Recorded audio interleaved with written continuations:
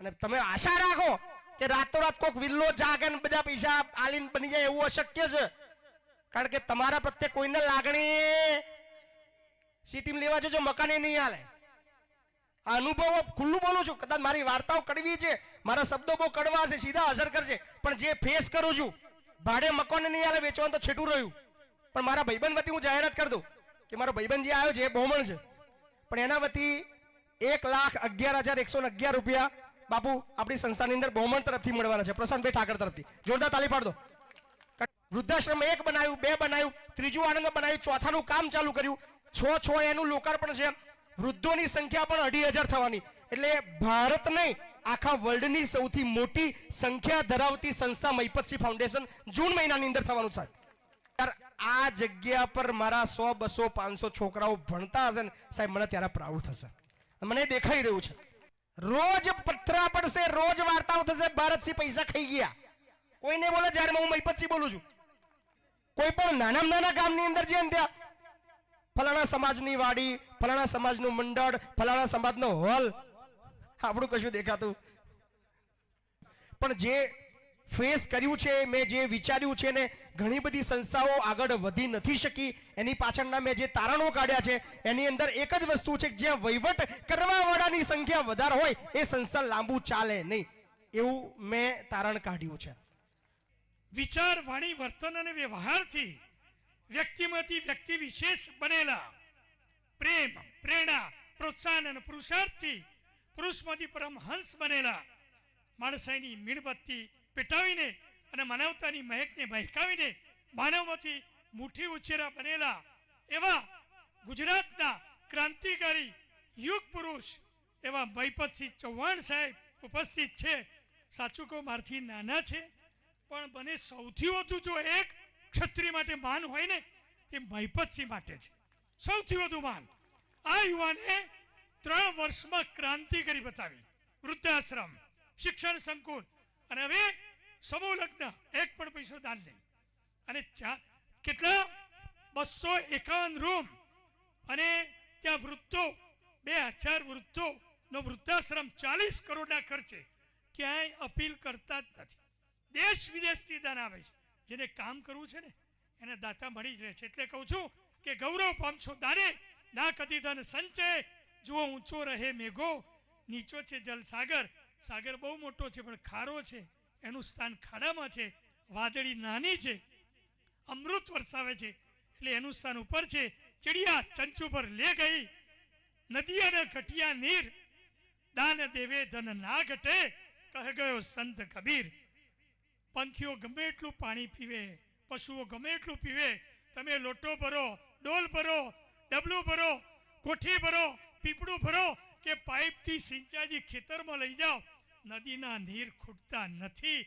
એમ સેવાભાવી વિરલો આપણો મહિપતસિંહ ચૌહાણ રાત દિવસ હજારો યુવાનોને 7-8 હજારના બદલે 15,000 પગાર કરી આપ્યા. આ માણસ એકલો કંપનીમાં જાય, કંપનીના ચેરમેન એમડી સાથે લડે કે મારા યુવાનોનું શોષણ ન થવું જોઈએ.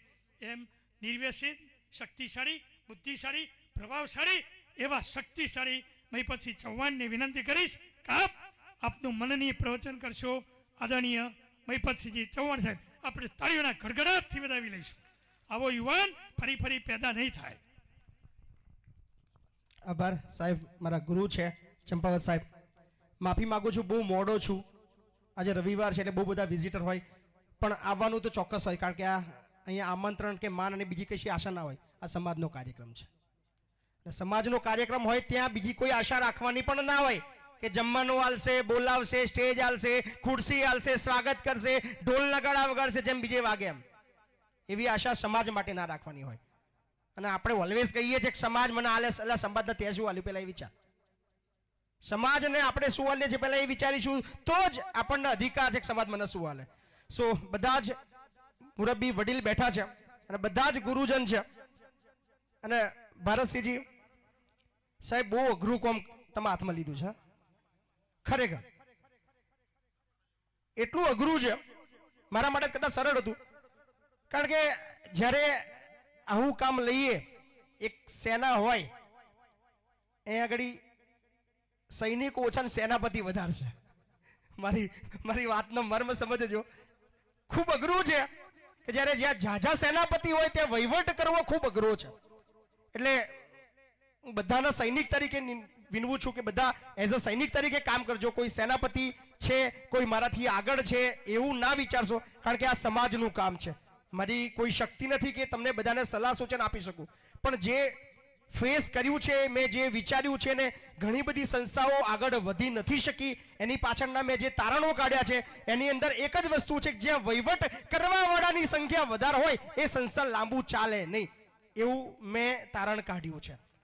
સો બધા સમાજના ભાઈઓ છે એટલે બધાને દિલથી અપીલ કરું છું, કોઈ આગળ છે, કોઈ પાછળ છે, કોઈ પ્રમુખ છે, કોઈ મેન વ્યક્તિ છે, આજ સર્વોપરી છે, એ બધું મગજમાંથી કાઢી નાખજો.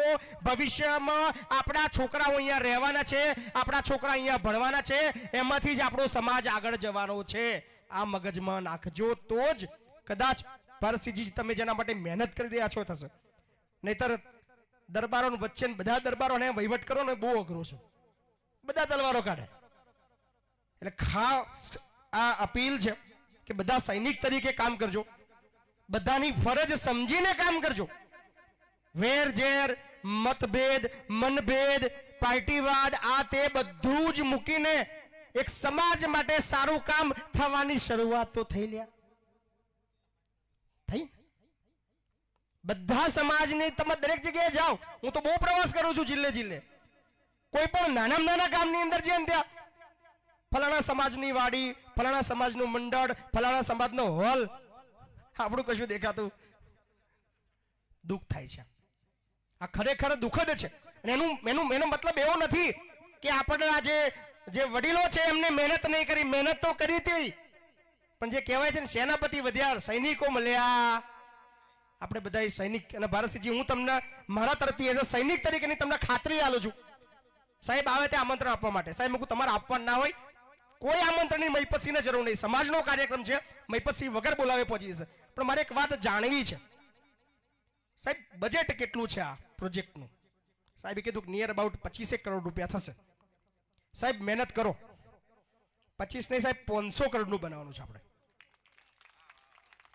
25 કરોડ તો બહુ નાની રકમ છે બાપુ, બહુ જ નાની રકમ છે. શરૂઆત કરો, વિરોધ થવાનો, વેઠવાની તાકાત રાખજો, બહુ પથરા પડવાના છે. રોજ પથરા પડશે, રોજ વાર્તાઓ થશે ભારતસિંહ પૈસા ખાઈ ગયા.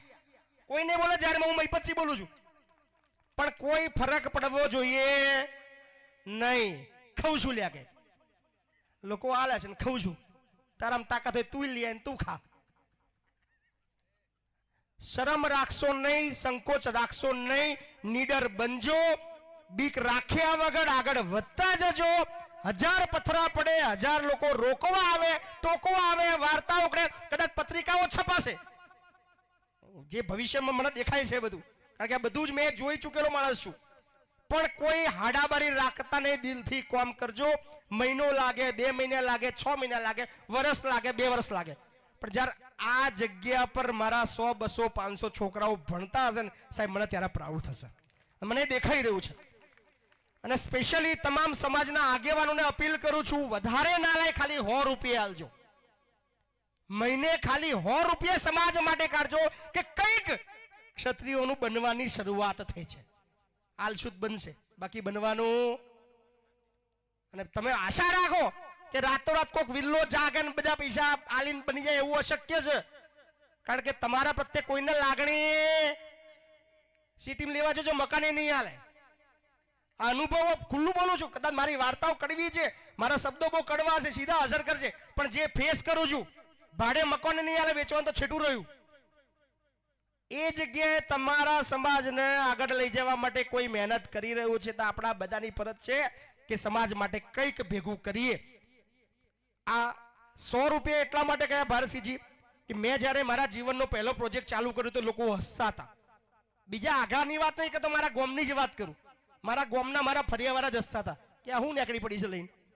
આપણે લખ્યું હતું 50 છોકરાઓને રહેવાની જમવાની સુવિધા મફત આલવાની છે. પાયા ખોદી નાખ્યા ભાઈ, આ બધા એવું ગામના લોકો વાતો કરે, આનાથી પાયા પુરાવાના નહીં. 50 થી જગ્યાએ 100, 200, 500, 1000 બાળકો. અને 2 મહિના પછી આપણે ડિક્લેર કરી રહ્યા છીએ ખુલ્લું મૂકી રહ્યા છીએ 40 કરોડનું બિલ્ડિંગ લગભગ તૈયાર થઈ ગયું. ભારતસિંહજીએ મુલાકાત લીધી. 2000 બાળકોના આશરો મળવાનું છે. કેટલા? 2000 બાળકોને. વૃદ્ધાશ્રમ 1 બનાવ્યું, 2 બનાવ્યું, ત્રીજું આણંદ બનાવ્યું, ચોથાનું કામ ચાલુ કર્યું. 6 એનું લોકાર્પણ છે. વૃદ્ધોની સંખ્યા પણ 2,500 થવાની. એટલે ભારત નહીં, આખા વર્લ્ડની સૌથી મોટી સંખ્યા ધરાવતી સંસ્થા મહિપતસિંહ ફાઉન્ડેશન જૂન મહિનાની અંદર થવાનું છે. એમાં મહિપતસિંહનો 1 રૂપિયો નહીં, ખાલી વહીવટદાર છે. અને મહિપતસિંહને લોકો કહેતા હતા કે મહિપતસિંહ પૈસા ખાઈ જાય છે. સાહેબ, સેજે બીક રાખશો નહીં, નીડર બનીને કામ કરજો. તમે તમારે મહેનત કરો. એવું લાગે 25 કરોડમાં કે 20 કરોડ ઘટ્યા, મહિપતસિંહ યાદ કરજો. એવી કોઈ જાહેરાત નહીં કરતો કે હું આલવાનો છું. આપણે જો કશું છે, પણ મારા ભાઈબંધ વતી હું જાહેરાત કરી દઉં કે મારો ભાઈબંધ જે આવ્યો છે એ બહુમણ છે, પણ એના વતી 1,11,111 રૂપિયા બાપુ આપણી સંસ્થાની અંદર બહુમણ તરફથી મળવાના છે. પ્રશાંતભાઈ ઠાકર તરફથી જોરદાર તાલી પાડ દો. કટલાલનું ઘરેણું છે. 20 કરોડ 25 કરોડ ચિંતા ના કરશો. 5 લાઈવ બહુ થઈ ગયા ભાઈ. આપણી જે તાકાત હોય છે આપણે કહીએ ને યાર.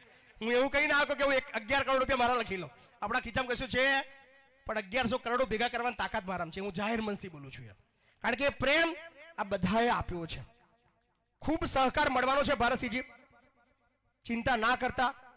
મહિપતસિંહ ઓલવેઝ તમારી સાથે છે. કોઈ સાથ છે કે નહીં છે ખબર નહીં. જો પૈસા અટકે, એવું લાગે કે એવા પૈસા રહ્યા નહીં, ખાલી મહિપતસિંહને એક મેસેજ કરજો. સો બહુ બધી શુભેચ્છા આપું છું. આશા રાખું છું કે અહીંયાથી જે એક દીપ સળગી છે એ આખા ગુજરાત, આખા ભારતમાં પહોંચે. સમાજની ક્યાંય સંસ્થાઓ છે નહીં. દુઃખદ છે, આખા દેશની અંદર જેની વસ્તી સૌથી વધારે હોય એની કોઈ સંસ્થા ખૂણામાં જોવા મળતી નહીં.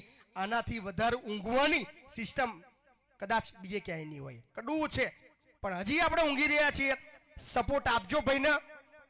વિરોધ કરી લેવાનો સમય, ચૂંટણી ઉભા તરાઈ નાખવાના. બોલું છું, કદાચ ભારતસિંહ ના ગમતા હોય, ચૂંટણીની ટિકિટ લઈને આવવાના, આપણે હરાઈ નાખવાના. પણ સમાજનું કામ કોઈ પણ વ્યક્તિ કરતો હોય, આંખો મીચીને સપોર્ટ કરજો. આવું કોઈ નહીં બોલે. હું બોલું છું.